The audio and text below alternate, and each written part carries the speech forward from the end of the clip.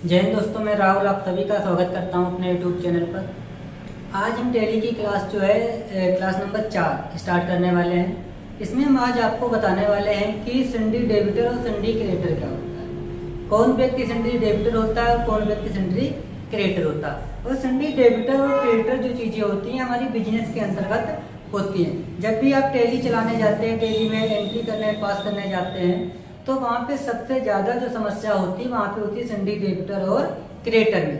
दिक्कत यह है कि जब हम अपने एंट्री के अंतर्गत जब लेजर को क्रिएट करने जाते हैं, तो लेजर को जब क्रिएट करने जाते हैं तो उस समय एक व्यक्ति हमें बनाना होता है सेंड्री डेबिटर और एक व्यक्ति बनाना होता है सेंड्री क्रेडिटर। तो आज हम इस चीज को क्लियर करने वाले हैं कि कौन सा व्यक्ति सेंड्री डेबिटर होता है और कब होता है, कौन सा व्यक्ति सेंड्री डेबिटर होता है और कब होता है। तो ये चीजें आज हम इस क्लास में क्या करेंगे, बिल्कुल एकदम से क्लियर करेंगे, ताकि आगे कोई दिक्कत टैली में एंट्री करते समय या लेजर बनाते समय कोई समस्या ना हो।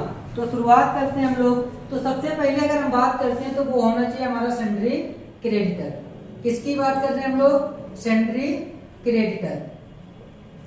सेंड्री क्रेडिटर की अगर हम बात करते हैं तो सेंड्री क्रेडिटर में सबसे पहले जो आता है को अगर हम देखें तो इसको हिंदी में क्या कहते हैं, तो हिंदी में इसको हम कहते हैं विविध लेनदार। क्या कहते हैं? विविध लेनदार। अब विविध लेनदार क्या होता है? सबसे बड़ी समस्या यहाँ पे आती है कि सेंड्री क्रेडिटर तो ठीक है, लेकिन विविध लेनदार। अब विविध लेनदार क्या है? अगर हम इसकी आपको एक परिभाषा बताएं सीधी सी, तो सीधी भाषा ये होती है परिभाषा कि किसी व्यक्ति संस्था या कंपनी से कभी भी कोई माल हम खरीदते हैं तो उस व्यक्ति को सेंड्री क्रेडिटर करते हैं। सेंड्री क्रेडिटर का मतलब करने का मतलब ये है कि जब भी हम उसका लेजर बनाने जाएंगे उस समय उसका लेजर अंडर में जो रखेंगे तो वो लेजर हमेशा सेंड्री क्रेडिटर में रखेंगे। अब आपको ये बात समझ में कैसे आएगी? तो हम आपको बताते हैं। जैसे मान लिया एक व्यक्ति ए है और दूसरा व्यक्ति बी है। एक व्यक्ति ए है, ये हो गया ए व्यक्ति और ये हो गया बी व्यक्ति। अब हम ये मान लेते हैं कि एक व्यक्ति क्रेडिटर हमको करना है, सेंड्री क्रेडिटर करना है। कैसे करना है? देखो, अगर हम ये देखें कि ए ने कुछ माल बी से खरीदा। किससे खरीदा? बी से खरीदा। और इसकी परिभाषा यही कहती है कि किसी व्यक्ति, संस्था या कंपनी से हम माल खरीदते हैं, उस व्यक्ति या संस्था या कंपनी को सेंड्री क्रेडिटर कहते हैं। जैसे अगर हम यहाँ पे बात करें, एग्जाम्पल एक लिखते हैं। जैसे हमने लिखा कि गुड्स परचेज, ऐसे लिखते हैं कि ए ने क्या किया? ए गुड्स परचेज फ्रॉम बी। ए ने क्या किया है? ए ने कच्चा माल बी से खरीदा है। ए ने कच्चा माल किससे खरीदा है? बी से खरीदा है। अगर ये ए बी से कच्चा माल खरीद रहा है, क्या कर रहा है? परचेज कर रहा है। तो यहाँ पे जो बी होगा हमारा, इस बी को ही हम करेंगे सेंड्री क्रेडिटर। क्या करेंगे? सेंड्री क्रेडिटर करेंगे। अब समझ में आया होगा कि अगर हम किसी व्यक्ति से खरीदते हैं तो वो व्यक्ति हमारा होगा, जिससे हम खरीदेंगे वो व्यक्ति हमारा होगा सेंड्री क्रेडिटर। अगर आप ये बात ना समझ पाए कि हमें परचेज करेंगे तब सेंड्री क्रेडिटर, तो एक हमेशा के लिए हम बात आपको बता दें कि अगर हम कोई भी चीज, चाहे कच्चा माल या फिर फिक्स एसेट मतलब स्थायी संपत्ति, किसी से खरीदते हैं तो खरीदने के लिए हमें एक शब्द यूज करना होता है परचेज। और परचेज के बाद अगर किसी व्यक्ति, परचेज के बाद क्या हो जाए?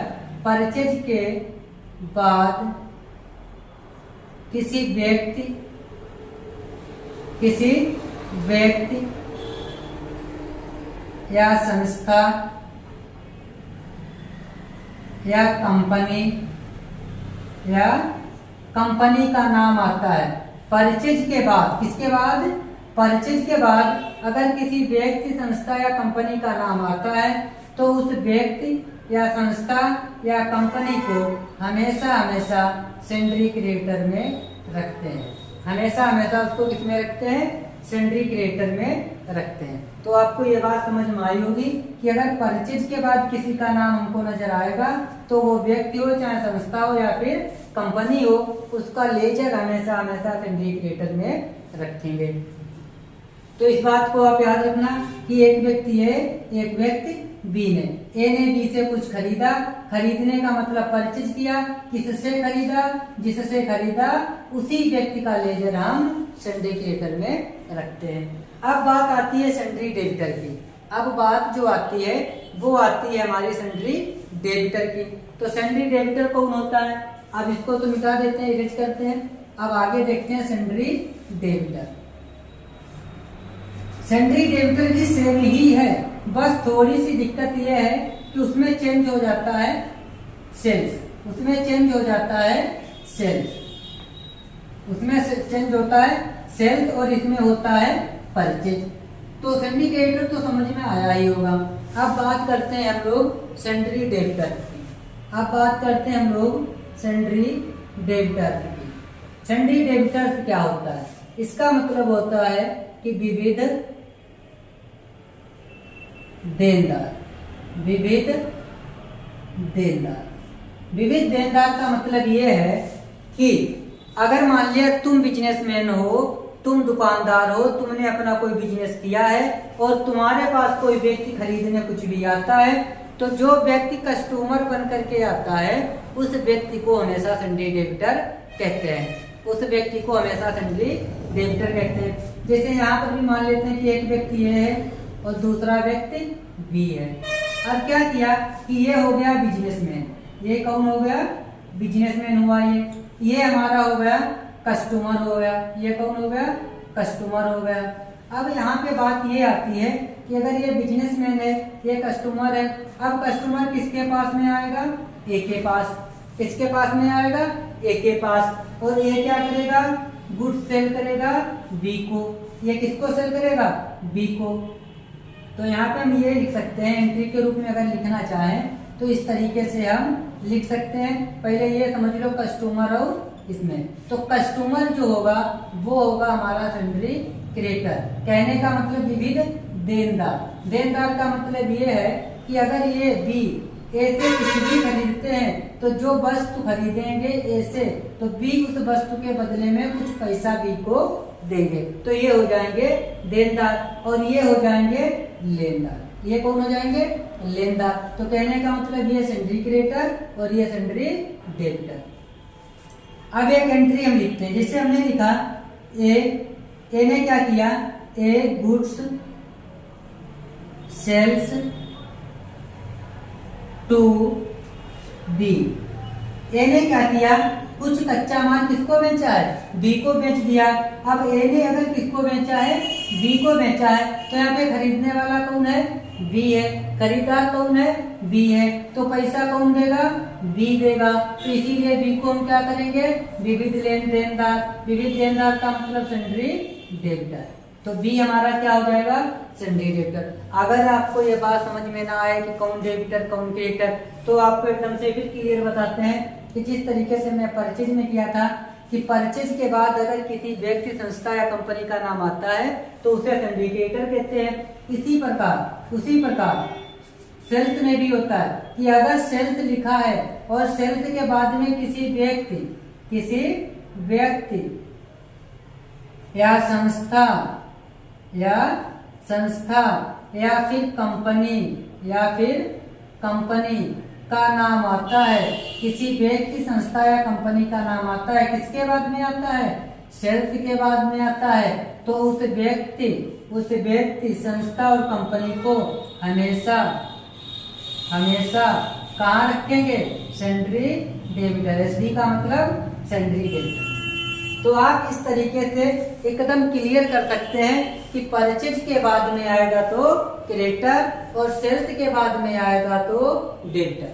बस एक छोटी सी पहचान है कि परचेज के बाद में आएगा तो क्रेडिटर और सेल्स के बाद में आएगा तो डेबिटर। दूसरी चीज आपको एक और बता दें कि अब आप अपने ऊपर रख लो, आप टैली सीखते हैं तो टैली में खुद को जिम्मेदार मानो। हर जगह पर बिजनेसमैन बनना है तुम बन जाओ, लेबर बनना है तो तुम बन जाओ, ठीक है। जो भी बनना है टैली के अंदर खुद को मान लो।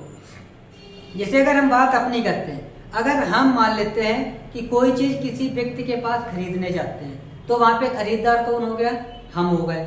जब हम खरीदार हो गए और हमने किसी व्यक्ति से खरीदा तो बेचने वाला कौन हो गया? सामने वाला व्यक्ति।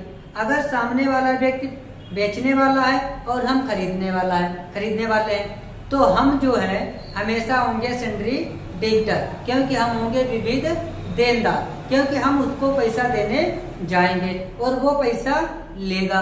तो हम जिसके पास खरीदने जाएंगे वो व्यक्ति होगा हमेशा सिंड्री क्रेडिटर। अब यहाँ पे डेबिटर में समझो, अब हम अपने आप को ही मान लेते हैं, अभी हम बने थे कस्टमर, अब हम बनेंगे बिजनेसमैन। अब मान लिया हम बिजनेसमैन हैं, अब कोई हमारे पास आता है, अब अगर कोई हमारे पास में आता है तो जो व्यक्ति हमारे पास में आएगा वो व्यक्ति हमेशा होगा सिंड्री डेबिटर, क्योंकि वो खरीदने आया है।